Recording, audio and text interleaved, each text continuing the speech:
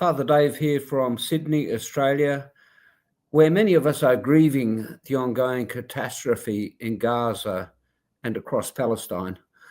Of course, the violence and the pain being experienced there is nothing new, but has been going on for more than a generation. Even so, this latest chapter in the saga of Palestinian oppression is extraordinary, and it will undoubtedly shape our world for many years to come. I appreciate that Palestine in my country has often been considered an Arab issue or a Muslim issue.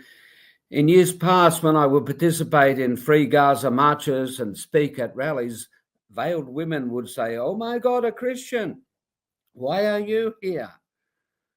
If there has been anything positive to come out of the last 17 months of violence in Gaza, it's been a growing global awareness that this is not a problem limited to any one race or religion. This is a human crisis, and it is indeed the most terrible crisis confronting humanity today. We can't pretend any longer. The world can no longer let the Palestinian occupation continue as if it isn't aware of what's going on. Arab leaders can no longer get away with normalizing relationships with the Zionist government and expect their people not to notice. Israel's leaders can no longer get away with saying that the IDF is the most moral army in the world, not when members of that army have been posting images and videos to their social media accounts of the most grotesque acts of violence and inhumanity. The veil has been lifted. The pretense is gone.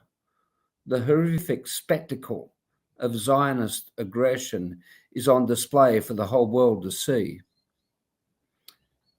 And now we've reached a point where the Israeli Prime Minister is openly cutting off all food and water supplies to the remaining civilians in Gaza.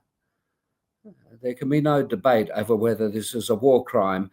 I don't think it's possible for anyone to give a rational defense for such a vile initiative. Instead, world leaders seem to be maintaining a stunned silence. It's happening at the beginning of the Ramadan too, and so must be especially egregious to Muslim people everywhere. Even so, responses from the recent Arab summit have been as few as they have been toothless. In years to come, the failure of the civilized world to stop the Gaza genocide may well be remembered as one of the most egregious failures of humanity in all of history. In the case of the Holocausts of generations past, we've always been able to plead ignorance. We didn't know what was going on. How could we? And how could we do anything to stop these terrible catastrophes if we didn't know they were happening? This time we have no excuse. The Gaza genocide is prime time viewing. Everyone with access to a mobile phone knows exactly what is going on, and yet it continues. God have mercy on the people of Gaza. God have mercy on the people of Palestine and Lebanon, Syria, Yemen, Iraq, Iran,